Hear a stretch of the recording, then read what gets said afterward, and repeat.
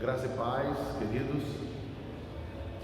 Esse é mais um domingo, mais uma oportunidade de meditarmos, aprendermos diretamente na Palavra de Deus. E convido a você a estar voltando a sua mente em oração, pedindo ao Senhor que auxilie, que nos auxilie a estarmos ouvindo o que o Senhor tem a nos falar nesse momento, nessa oportunidade, e que sejamos transformados pelo poder, pela ação da Palavra de Deus. Vamos orar, colocando a vida da Deise diante do Senhor. Senhor Deus maravilhoso, nós queremos Te agradecer, queremos, ó Deus, Te bendizer, Pai, por essa oportunidade a mais que o Senhor nos dá de estarmos diante da Tua Palavra. Peço, Senhor, que prepare cada coração, cada vida que estará diante dessa ministração. Pai, também peço que o Senhor venha realizar, Deus, mais e mais a capacitação, usando com liberdade a Tua serva, Pai. Ela venha comunicar aquilo que o Senhor desejar, a condução do Teu Espírito Santo, Pai, que venha, ó Deus, ao encontro dos Seus propósitos, ó Deus, para nós. Nós oramos assim, agradecidos, em nome de Jesus. Amém. Amém. Então, queridos, estamos longe, de certa maneira, mas conectados com o Senhor, conectados uns com os outros, e que Deus continue a abençoar você. Esteja aberto para que o Senhor quer falar com você nessa manhã. Amém. Nós vamos tentar fazer aí juntos um grande resumo, um apanhado da lição 10 da Escola Bíblica Dominical desse trimestre. E a gente nesse trimestre está estudando algumas cartas de Paulo. Para hoje a gente tem o desafio da lição 10, onde a gente vai estar nos capítulos 1 e 2 da carta aos Filipenses.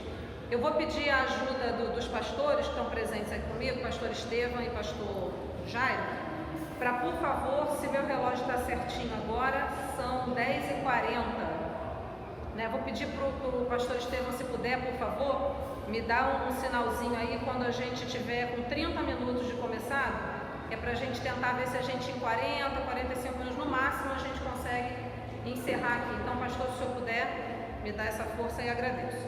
Convido você que está nos ouvindo a abrir em casa a sua Bíblia na carta de Paulo aos Filipenses, capítulo 1 e capítulo 2. A gente não vai ler todo o texto, mas a gente vai passar por alguns versículos. O tema da nossa lição de hoje é vitória apesar do sofrimento.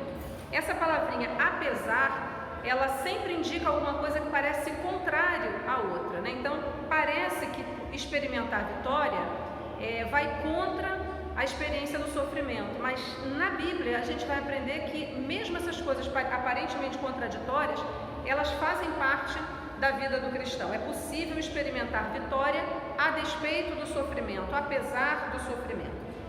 E o autor da nossa lição, ele começa com uma pergunta muito importante para nós. Ele diz: como entender as causas do sofrimento? Como diferenciar a natureza da dor, se ela é por negligência ou por entrega ao Evangelho? São perguntas que ele vai passear por elas ao longo desse estudo dessa manhã.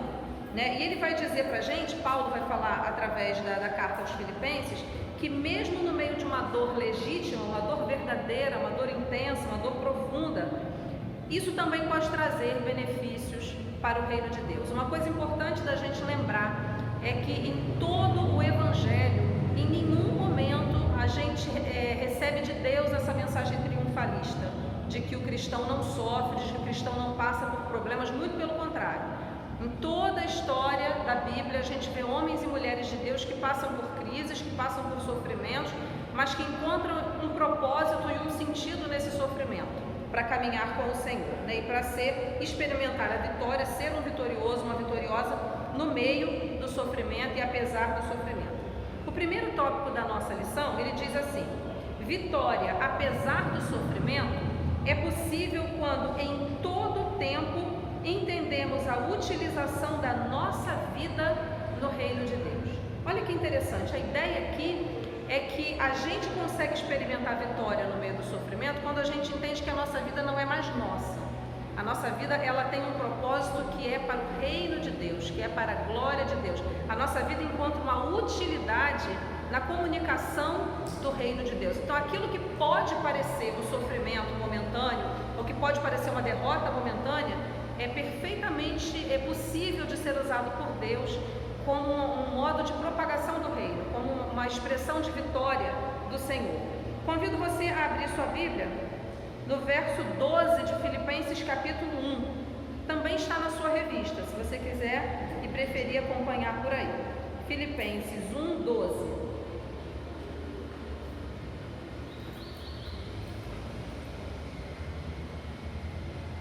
Vou ler na versão da NVI. Diz assim: quero que saibam, irmãos, que aquilo que me aconteceu, ele estava falando aqui da prisão, dos açoites, né? Aquilo que me aconteceu tem, ao contrário, servido para o progresso do Evangelho, ou para o avanço do Evangelho, né? Ao contrário, porque aparentemente quem prendeu, quem açoitou, queria silenciar Paulo, queria que ele não anunciasse mais o Evangelho, mas ao contrário, isso serviu como uma ferramenta de expansão do Evangelho.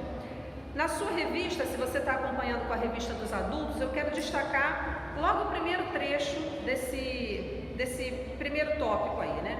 A vida de Paulo, mesmo em meio aos desafios, sofrimento e dor, porque estava preso, era uma vida útil. Grava essa palavra, né? Essa expressão, vida útil. Paulo não se deixava destruir por causa do sofrimento. O sofrimento também não o desviava do foco principal de sua vida e do cumprimento de sua missão de pregar, evangelizar, proclamando o Evangelho. Olha que interessante. Às vezes alguns de nós, jovens, adultos, né, mais maduros ou não, às vezes a gente tem a tendência de, durante o sofrimento, a gente querer esperar que o nosso sofrimento acabe para que a gente volte a ser útil, né? Nesse momento eu estou passando por uma prova muito grande, ou nesse momento eu estou numa luta muito grande para terminar meus estudos, ou nesse momento eu estou num esforço muito grande porque passei por uma perda importante ou por alguma outra situação, e a gente entra no modo pausa do Evangelho. A gente acha que a gente tem um recesso para a gente tirar, para que depois que a vida se organizar toda, aí a gente volta a ser útil para o Evangelho. Não é isso que a Bíblia nos ensina.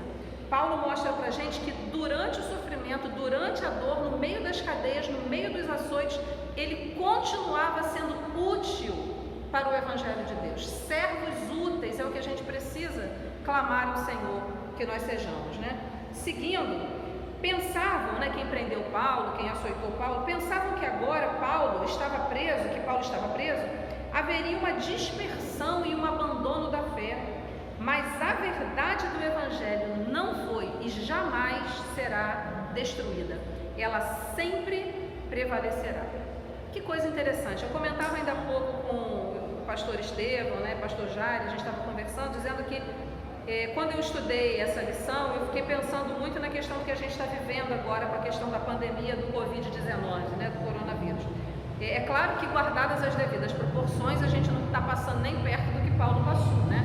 Paulo estava realmente dentro de uma cadeia, Paulo foi esbofeteado, a gente não passou por nada disso. Mas a gente está vivendo um momento de uma certa prisão, né? Uma certa contenção. E eu vejo que muitos crentes também estão com esse medo, achando que agora vai haver uma dispersão, um abandono da fé. Mas na verdade o que a Bíblia nos ensina é que nós podemos e devemos comunicar o Evangelho, pregar o Evangelho e avançar com o reino de Deus, mesmo quando estamos com limitações, mesmo quando estamos presos, né? Como é que Paulo fazia isso? Paulo fugiu, levou lá uma pazinha para cavar e fugir para pregar o Evangelho? Não, Paulo usou ali o ambiente onde ele estava preso. Diz a palavra de Deus, né, quando Paulo vai contando, eu penso que talvez alguns guardas ficassem meio irritados de tanto ouvir de Jesus, né? Porque Paulo pregava o tempo inteiro, trocava o turno dos guardas, o próximo turno ia ouvir o Evangelho, né? O carcereiro ia lá para falar uma coisa, o carcereiro ia ouvir o Evangelho. Paulo tinha que prestar depoimento diante da autoridade X ou Y, ele pregava o Evangelho. A questão é que talvez se Paulo tivesse um companheiro de cela, e é possível que tivesse, eu tenho certeza que aqueles companheiros de cela estavam encharcados do Evangelho. Paulo não brigou com a circunstância. Ele encarou a circunstância com serenidade e avançou o reino de Deus onde ele estava. Queridos, às vezes eu fico muito triste quando eu vejo que a Bíblia que nos manda viver como unidade, como corpo, né? A ideia de corpo é essa, um precisa do outro. E eu vejo irmãos nossos, irmãos e irmãs, crentes no Senhor Jesus, que no momento em que a igreja precisa mostrar a sua unidade, aliás, esse momento é sempre, né? Jesus disse que a gente deveria fazer isso sempre.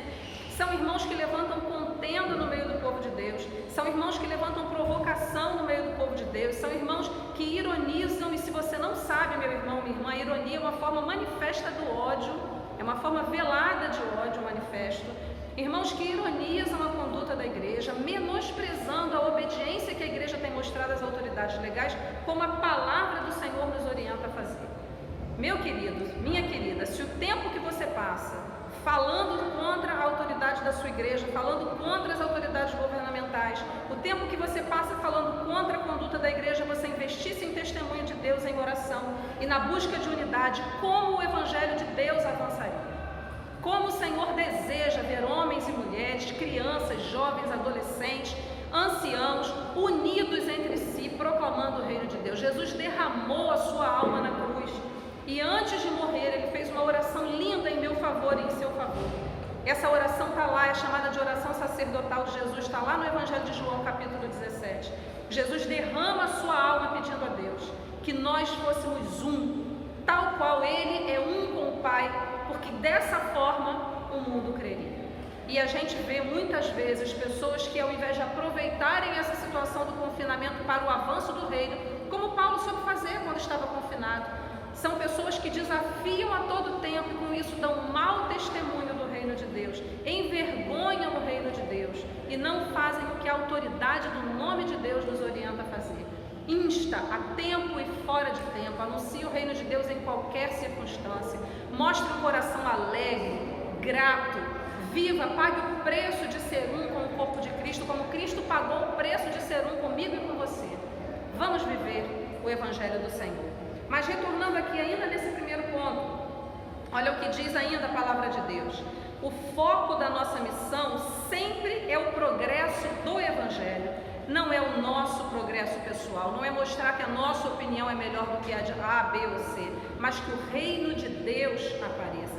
Paulo chega a dizer que existem pessoas, né, e se existiam naquele tempo devem existir ainda hoje, pessoas que anunciam a Deus por ambição egoísta. Você já parou para pensar nisso? Não anunciam a Deus realmente por conta do amor a Deus, anunciam para mostrarem-se a si mesmos, por ambição de mostrarem como são bons ou como são boas ou como sabem fazer melhor do que A ou B. Mas Paulo vai dizer, olha, para mim não importa isso, desde que pregue a Cristo, prega do jeito que for, mas eu tenho certeza que o nome de Deus é engrandecido de uma forma muito mais ampla quando a gente prega com a motivação certa, com o amor do Senhor no nosso coração, né? Paulo vai dizer ainda, né, e o autor da nossa lição nos frisa aqui, eu estou ainda no ponto 1, lá no finalzinho dele. Aqueles que trabalhavam para o governo e faziam a segurança de Paulo ouviam intensamente seu testemunho de fé, e esse testemunho se espalhava. Paulo em cadeia era um missionário. Paulo estava preso, mas a palavra estava livre. Você consegue ver alguma coincidência com o que a gente está vivendo hoje? Nós estamos confinados, alguns de nós, né? Alguns, assim como eu, trabalham em certas áreas que precisam continuar trabalhando nesse momento, talvez até mais. Mas mesmo que você se considere preso ou presa, confinado, né, nesse distanciamento social aí que foi preconizado, ainda assim o Evangelho não está distante de ninguém. O Evangelho não está preso, o Evangelho não está confinado.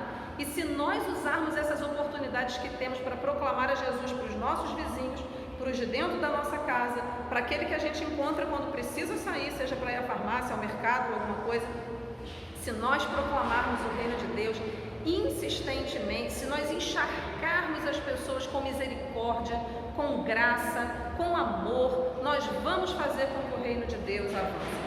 Triste a gente ver nesse momento alguns de nós perdendo a paciência uns com os outros, dando mau testemunho, às vezes publicamente em redes sociais, seja achincalhando a igreja de Cristo, seja ofendendo com termos ofensivos uma outra pessoa, irmão ou não irmão. Isso é o que nós precisamos urgente, irmãos, parar.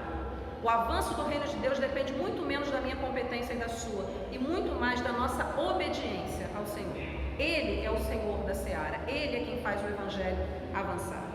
Seguindo, o segundo ponto da nossa lição. A vitória sobre o sofrimento é possível porque mesmo no sofrimento não perdemos a nossa intensa expectação. Expectação tem a ver com expectativa, com esperança daquilo que é bom, aquilo que traz alento ao nosso coração. Filipenses capítulo 1, versículo 20. Acompanha comigo, por favor. Se você estiver na sua casa com a sua Bíblia, leia junto comigo, por favor. Filipenses 1:20, vou ler na linguagem da NVI. Aguardo ansiosamente e espero que em nada serei envergonhado. Ao contrário, com toda a determinação de sempre, também agora, Cristo será engrandecido em meu corpo, quer pela vida, quer pela morte. Quando nós temos essa convicção, irmãos, esse compromisso com a verdade, nós não perdemos a esperança, mesmo no meio da dor, mesmo no meio do sofrimento, mesmo no meio das perdas. Alguns de nós, nesse momento, estão tendo perdas difíceis, perdendo pessoas que amam, gente querida, familiares queridos que se perderam por conta da doença. É claro que o sofrimento habita o nosso coração, é claro que nós sofremos, mas se nós estamos firmados em Cristo, isso não é suficiente para tirar de nós a nossa esperança de que um dia o Senhor enxugará dos nossos olhos toda lágrima, né? O que nutre a nossa esperança? Bom, Paulo estava preso, poderia ser julgado e poderia ser morto. Ainda assim, Paulo está ali falando, e ao invés de ele estar falando os seus lamentos sobre a vida, ele está ali falando da sua esperança, e não era uma esperança fantasiosa, não era uma esperança baseada simplesmente no fato de que eu sei que Deus vai me tirar daqui. Paulo sabe que ele pode morrer, e ele diz isso. Ele diz que Cristo vai ser engrandecido nele, no corpo dele, seja vivendo, seja morrendo. Ele não nega as circunstâncias difíceis, porém ele não nega a esperança que ele tem na fé em Cristo Jesus. A expectativa e a esperança de Paulo não era só para ele mesmo, para a própria vida dele. Pelo contrário, a expectativa maior de Paulo era em torno do reino de Deus e da sua justiça. A ardente expectativa é estar com a cabeça erguida. E presta atenção, meu irmão, minha irmã. Esse cabeça erguida aqui não tem nada a ver com orgulho e vaidade, com aquele nariz empinado que bota a gente distante das pessoas como se a gente fosse melhor do que elas. A cabeça erguida daqui é não se envergonhar se você sabe que o seu sofrimento, a sua prova, a sua dor tem a ver com a sua obediência ao Senhor Jesus. Os olhos, né? Cabeça erguida porque os olhos estão postos em Jesus, no trono de Deus. E assim a gente marcha, não apenas com as pernas. Às vezes as pernas precisam ficar paradas, como nesse momento, né? Não dá para as nossas pernas circularem por aí, fazendo grandes marchas, mas a gente marcha com a nossa vida, com o nosso testemunho, com as nossas orações, com o nosso coração. Marchar aqui não é simplesmente sair na rua falando, é frutificar para o reino de Deus. A gente frutifica quando a gente testemunha do amor. A gente frutifica quando a gente é misericordioso. A gente frutifica quando a gente estende graça de Deus sobre aqueles que estão sofrendo. A gente frutifica quando a gente vive em unidade no reino de Deus, na família de Deus. A gente frutifica quando o que sai da nossa boca é palavra agradável, temperada com sal, diz a palavra de Deus. A gente frutifica quando a gente obedece ao Senhor, respeitando todos os preceitos da palavra do nosso Deus. Pedi a você uma licença só para beber uma água aqui, que a garganta está indo embora. Depois de trabalhar ontem o dia inteiro, ouvindo e falando, e falar agora projetando a voz aqui, às vezes esse desafio é maior do que você possa imaginar. Seguindo no terceiro ponto, vitória sobre o sofrimento é possível porque a nossa vitória tem como fundamento o senhorio de Jesus. Esse conceito do senhorio de Jesus é fundamental na vida do cristão e é isso que a gente vai falar. Mas antes, por favor, a gente já leu aí Filipenses 1:20, a gente agora vai ler Filipenses 2:11. Acompanha comigo, por gentileza. Filipenses 2, verso 11. Eu vou ler o 10 também, tá? Filipenses 2, 10 e 11 para a gente pegar um pouco mais da frase aí. Na verdade tem que ir desde o 9, né? Para a gente pegar a frase inteira. Então vamos lá. Filipenses 2, de 9 a 11. Por isso aqui tem a ver com a obediência de Jesus morrendo, né, na cruz por nós. Por isso, Deus exaltou Jesus à mais alta posição e lhe deu o nome que está acima de todo nome, para que ao nome de Jesus se dobre todo o joelho nos céus, na terra e debaixo da terra, e toda língua confesse que Jesus Cristo é o Senhor, para a glória de Deus Pai. Jesus Cristo é o Senhor. Então veja bem, para a gente entender bem esses versos aí do 9 a 11. Jesus sofreu, e muito. E o sofrimento de Jesus foi um sofrimento voluntário. Ele não sofreu porque pecou, ele não sofreu porque alguém conseguiu armar uma cilada contra ele. Ele voluntariamente deixou, abriu mão da sua glória, desceu para se tornar um de nós. E você imagina que o Filho de Deus, para se tornar como um de nós, precisou descer muito. Desceu, e não apenas a um de nós que parecesse bom, mas ele chega ao ponto da verdade sobre nós, né? Que todos nós somos transgressores. Ele morre como a pior morte para o pior transgressor. Não sei se você já pensou nisso, mas isso simbolicamente está dizendo que todos nós estamos nivelados nesse nível aí. Nós somos os piores transgressores que existem. A morte de Jesus não foi na cruz por acaso. Não podia ser de uma forma mais branda, não. Ele morreu a pior morte da sua época. A morte que era dada para as piores pessoas da sua época.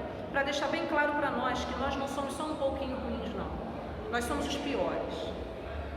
E ele morre da pior maneira, pelas piores pessoas que somos nós, eu e você. E faz isso voluntariamente. Então, diante disso, quem deve ser o foco da nossa gratidão e por isso de toda a nossa vida? Jesus. Jesus é e continua sendo o centro da nossa vida, apesar do sofrimento. O que isso quer dizer, meu irmão, minha irmã? Mesmo quando tudo na minha vida parece estar fora do lugar, e isso vai acontecer, se já não aconteceu, com cada um de nós. Mesmo quando a dor que eu sinto é muito profunda, é dilacerante, parece que eu só consigo pensar nela. O cristão verdadeiro precisa tirar os olhos da sua dor e focar os seus olhos em Jesus. Jesus é o centro da vida do crente, seja no momento da maior alegria e abastança, seja no momento do maior sofrimento e falta e dor. Jesus é o centro das nossas vidas. É por isso que a Bíblia nos manda ser agradecidos sempre. Né? A gente não é masoquista, a gente não vai agradecer pela dor porque gosta de sentir dor. A gente agradece pela dor porque sabe que não está sozinho na dor. A gente agradece pela dor porque sabe que é uma forma de partilhar o sofrimento do nosso Senhor. E se é preciso viver isso para nos aproximarmos dele, então agradecemos por isso também e continuamos vivendo perto dele. Jesus é o Senhor da nossa vida. Paulo enfatiza o senhorio de Jesus. É impossível viver a vida no reino sem admitir o senhorio de Jesus. E aí eu quero chamar a sua atenção que admitir o senhorio de Jesus não é dizer somente com a nossa boca, Jesus é o Senhor, né? Mas é pagar o preço de viver em obediência a Jesus. Tem momentos da nossa vida, né? Tiago vai falar sobre a língua, né? Como é difícil a gente domar a língua, né? E é difícil para todos nós, é difícil para mim, muito difícil. Às vezes, a gente fala mais do que deve, porque por um momento a gente deixa o senhorio de Jesus de lado e a gente fala do nosso coração, da nossa cabeça, e a gente fala o que não é para falar. Às vezes a gente faz alguma coisa que magoa o outro ou deixa de fazer algo que iria abençoar o outro, porque naquele momento a gente não seguiu o senhorio de Jesus, a gente mesmo foi Senhor na nossa vida. A gente não quis, a gente não estava com vontade, a gente não lembrou, a gente não pensou e a gente não coloca na nossa vida o senhorio de Jesus. Admitir que Jesus é o Senhor da minha vida é dar a Ele a completa governança de tudo, dos meus sentimentos, dos meus pensamentos, das palavras que eu falo. E quando eu erro, é colocar-me diante do Senhor Jesus pedindo perdão e diante daqueles a quem eu ofendi, ou eu magoei, ou eu deixei de ajudar e publicamente me retratar. Se você tem ofendido alguém recentemente, antigamente, é agora, é de outro tempo, você precisa se retratar. Se o seu mau testemunho foi em público, você precisa se retratar em público. Se o seu mau testemunho foi no privado, você pode se retratar no privado. Aproxime-se ao Senhor primeiro, achegue-se a Ele. Acerte-se com o Senhor, devolva ao Senhor o senhorio da sua vida, devolva ao Senhor a governança da sua vida e pague o preço de dar um bom testemunho do nome de Jesus.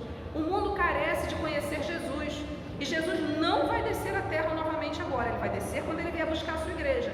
Agora essa missão é minha e é sua. Nós temos que viver manifestamente sobre o senhorio de Jesus. Isso não é uma brincadeira, isso não dá para ficar para depois. Isso é agora, isso precisa ser vivido agora. Diz a Bíblia que até a natureza aguarda com grande expectativa a manifestação dos filhos de Deus. Precisamos pagar o preço de viver sob o senhorio de Jesus em cada área das nossas vidas. Jesus Cristo como Senhor foi o grande tema da igreja no seu início. Foi a profissão de fé dos primeiros crentes, custou a vida de muitos cristãos. Você quer entender um pouco sobre a seriedade disso? Diz aqui na nossa lição, né, que isso tem fundamento histórico. Inácio de Antioquia foi levado diante do imperador Trajano para ser dilacerado por feras. Ele foi entregue a feras, vivo, foi devorado vivo pelas feras. Sabe por quê? Porque ele não quis dizer que o imperador era o Senhor da sua vida. Ele assumiu que Jesus era o Senhor. Ele morreu por isso, e morreu uma morte dolorosa, mas ele pagou o preço de viver uma vida sob o senhorio de Cristo. Da mesma forma, Policarpo, quando foi ordenado pelo procônsul Estácio a amaldiçoar Cristo publicamente, ele teria dito, né, a resposta dele, dizem os pergaminhos lá da época, que depois de ter servido a Jesus por mais de 80 anos, ele jamais iria blasfemar contra o seu rei, Salvador e Senhor. Policarpo foi incendiado vivo. Ele foi para a fogueira vivo e morreu essa morte dolorosa. Irmãos, nossa vida precisa exaltar o nome que está acima de todo nome, Jesus Cristo. Viver sob o senhorio de Jesus, jovem, é refrear muitas vezes a sua língua e o seu impulso, independente de você ter razão ou não. Viver sob o senhorio de Jesus, mulher, é muitas vezes ter que suportar situações em que você tem certeza de ter razão, mas Jesus lhe diz: viva, como está preconizado aqui, vive em obediência, vive em submissão.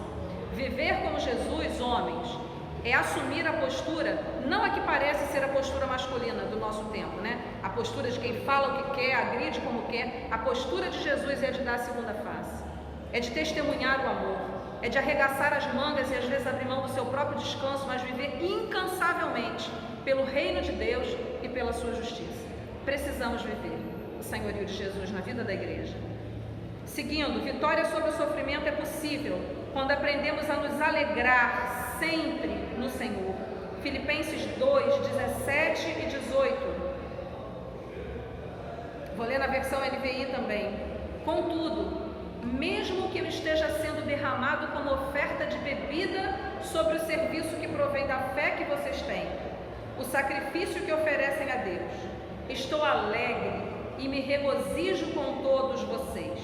Estejam vocês também alegres e regozijem-se comigo. A ideia aqui, né, de estar sendo derramado como oferta de bebida, muitas vezes é uma expressão que a gente não conhece, mas diz aqui o autor, ele explica pra gente que isso tem a ver com uma espécie de preparação ou de homenagem pós-morte, né, que seria uma coisa póstuma, depois da morte, não é isso?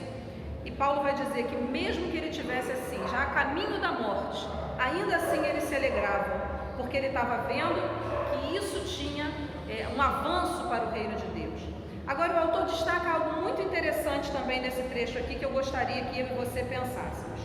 Ele vai falar que Paulo sabia que mesmo que ele estivesse caminhando para a morte, ele não caminhava sozinho, ele não estava solitário nisso daí, né? Além da presença de Deus, que ele tinha certeza de estar com ele tinha irmãos que se alegravam com ele, que choravam com ele, que viviam com ele as dores e as alegrias do ministério, né? E aí o autor nos coloca para pensar aqui: desenvolva relacionamentos sadios, né? Eu queria convidar você a pensar um pouco sobre a qualidade dos seus relacionamentos. Relacionamentos sadios implicam em que a gente tenha pessoas da nossa confiança que zelam também pela nossa alma, que não somente são aqueles que vão rir com a gente, fazer piada com a gente, mas que também nos chamam para a realidade da palavra do Senhor quando necessário, mesmo que a gente não goste, mesmo que naquele momento não seja agradável. E a Bíblia vai dizer que nenhuma disciplina naquele momento parece agradável para ninguém.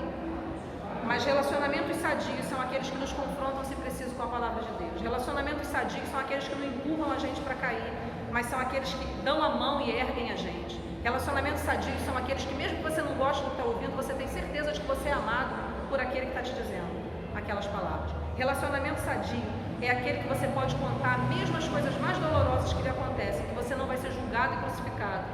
Você vai receber uma oração, você vai receber uma palavra de incentivo, você vai receber um convite a buscar mais do Senhor com você. Relacionamentos significativos, relacionamentos que não sejam apenas aquele que a gente encontra na rua e que não sabe nada da gente, mas pessoas que façam parte da nossa intimidade. Relacionamento sadio pressupõe que eu também preciso me gastar com o outro, né? Um relacionamento sadio não é uma exploração, em que um é sempre acionado quando eu preciso, mas eu nunca estou disponível para esse um, para essa uma. Não. O relacionamento sadio, ele pressupõe uma troca saudável em que um cuida do outro. Você tem alguém assim na sua vida? Alguém que você cuida? E alguém que você sabe que vai estender a mão para você precisar ser cuidado? Se nós não temos, a gente precisa plantar. Relacionamentos sadios vêm da parte do Senhor, né? São de Deus para nós. Seguindo, quando temos com quem falar nossas dores e compartilhar nossas lágrimas, podemos afirmar que temos vivido vitória em meio ao sofrimento. Paulo vai citar de Epafrodito, né? E na prisão, na dor, ele vai falar para essa igreja aos Filipenses, como a igreja que divide com ele esses momentos de angústia e de alegria, né? É possível viver relacionamentos sadios quando durante a nossa vida e caminhada nós gastamos tempo, investimos tempo e plantamos amigos e desenvolvemos relacionamentos duradouros, relacionamentos na fé. A pergunta para nós aqui é como são os relacionamentos que nós temos plantado? Será que a gente tem estado ocupado demais nos relacionamentos? Às vezes eu me vejo assim. Tem momentos que eu penso, poxa, essa pessoa é tão importante para mim, eu não estou conseguindo ter tempo para ligar, para conversar, para ter uma conversa de qualidade, que não seja só aquela palavra lá de meia hora, 3 segundos que a gente escreve lá mandando um bom dia, né? Relacionamentos significativos exigem investimento nosso. Precisamos lembrar disso, né? Nós somos seres sociais, Deus nos fez seres relacionais, seja dentro da nossa casa, da nossa família, seja com os nossos amigos, a igreja do Senhor, onde a gente foi plantado. Precisamos investir em relacionamentos significativos. Nossos filhos, né, maridos, esposas, precisam ser pessoas que partilham da nossa vida. Nossos amigos próximos precisam saber o que nós estamos vivendo e nós precisamos saber levar as cargas uns dos outros, nos envolvermos em amor uns com os outros e assim vivermos relacionamentos significativos, duradouros. Conclusão. Eu estou na página 49 da sua revista. Conclusão. Quando sofrer, avalie o seu sofrimento e a natureza da sua dor. Seu sofrimento, choro e dor são por causa do Evangelho ou por suas ambições pessoais ou suas negligências, né? Coisas que você deveria ter feito para prover para a sua vida e não fez. Não se esqueça de transformar dor em semeadura para o avanço do Evangelho e exaltar o senhorio de Jesus. O mérito é sempre de Jesus, a glória é sempre de Jesus, o reino é de Jesus, a igreja é de Jesus, eu sou de Jesus, você é de Jesus e tudo que eu vier a fazer, ou você vier a fazer, que seja para o avanço do reino de Deus, não é por nossa causa e não dá glória a nós, a glória é de Jesus.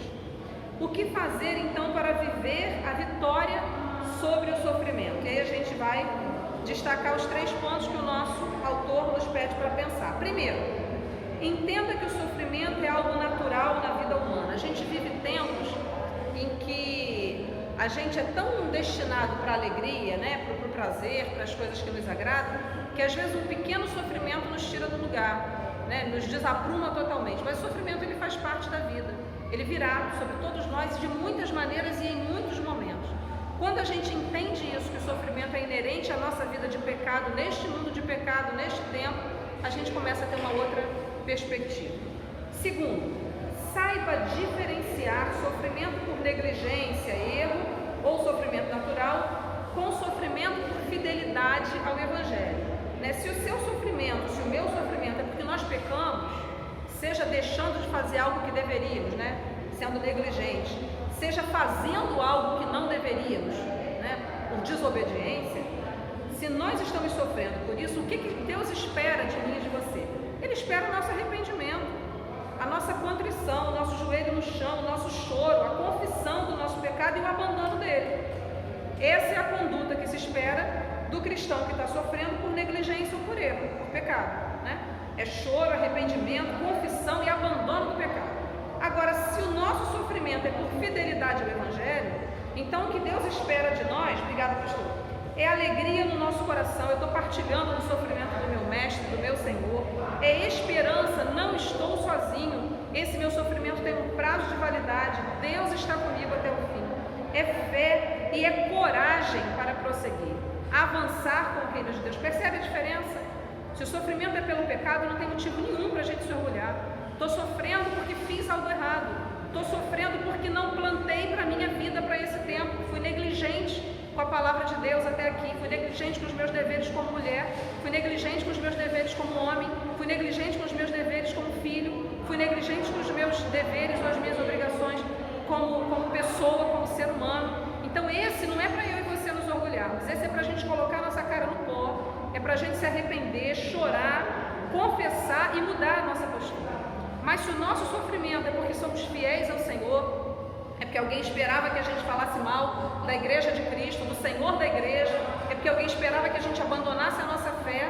Se o nosso sofrimento é porque somos apegados à palavra de Deus e estamos andando com o nosso Deus em fidelidade, então se é por isso que a gente está sofrendo, a palavra de Deus diz, você pode se alegrar. Jesus sabe o que você está passando, Ele passou por isso também e você não está sozinho. Ele continua ao seu lado. Encha o seu coração de fé, encha o seu coração de esperança. Você está juntando o seu galardão para a eternidade. Encha o seu coração de coragem e continue ousadamente vivendo para a glória do seu Senhor. Terceiro, em qualquer tempo, nunca esqueça que Deus cuida de você em toda a sua caminhada. Deus é um Deus presente. Diz a Bíblia, né? O salmista vai dizer que Deus é socorro bem presente na hora da angústia. Quero convidar você para nós encerrarmos, a acompanhar comigo na sua Bíblia. Filipenses, capítulo 2. Nós vamos encerrar com esses versos. Filipenses, capítulo 2, versos 14, 15 e a parte A do verso 16. Essa é a lição 10, ainda estamos devendo a lição 8, vai ser posteriormente colocada. Por acaso, ou por providência, a lição 8 tem como tema a unidade da igreja, algo que nós precisamos muito viver para esses temas e falar também.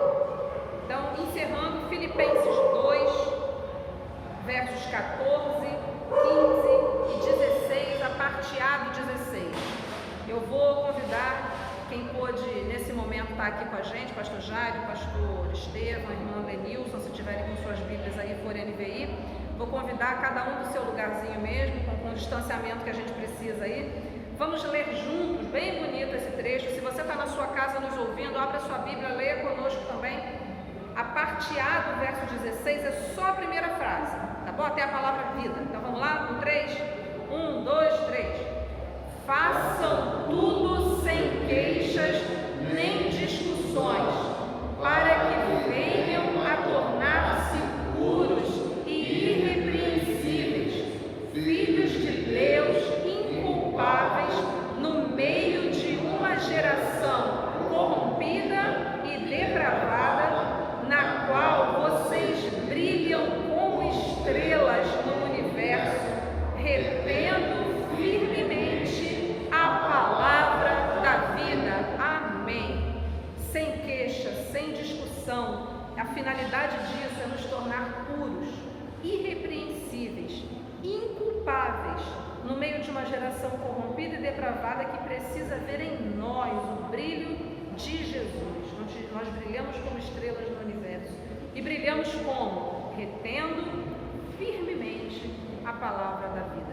Que Deus nos abençoe, que Deus faça em mim e em você todas as mudanças que Ele deseja fazer, para a honra dEle, para a glória dEle, para que o senhorio de Jesus se faça cada vez mais perceptível na minha vida, na sua vida e nessa igreja do Senhor Jesus, plantada pelo Senhor Jesus, para a glória do Senhor Jesus. Vamos orar? Querido Deus, nós damos graças ao Senhor por Jesus Cristo. Te agradecemos pela vida e pela morte do nosso Senhor. Te agradecemos por tudo que o nosso Senhor nos ensinou enquanto esteve aqui e por tudo que Ele continua nos ensinando através do Seu Espírito Santo que foi dado a cada um de nós. Pai Santo, o meu clamor ao Senhor nesta manhã é que o Senhor aplique no meu coração e no coração de cada um dos meus irmãos, desde as crianças até os anciãos, a Tua palavra aberta, lida e meditada nessa manhã. Que o Senhor faça a faxina que precisamos na nossa alma, nos nossos pensamentos, nos nossos sentimentos, nas nossas atitudes, no nosso calar e no nosso falar. Que o Senhor nos purifique, nos limpe e resplandeça em nós a Tua glória. Que o Senhor trabalhe no seio desta igreja, trazendo a unidade que o Senhor deseja, a fim de que esta comunidade saiba que Jesus Cristo é o Senhor.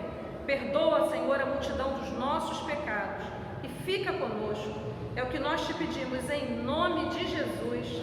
Amém. Amém. Pastor, quer dar alguma palavra? Não, senão eu só quero então avisar os irmãos que hoje à noite, o Senhor nos permitindo, vamos estar através de novo do meio remoto, nos congregando como igreja do Senhor, e hoje à noite teremos celebração da ceia do Senhor, que eu anunciei errado da outra semana, não era? É nessa agora mesmo. Que Deus nos abençoe, vem com a gente hoje às 20 horas para continuarmos adorando ao Senhor. Bom dia.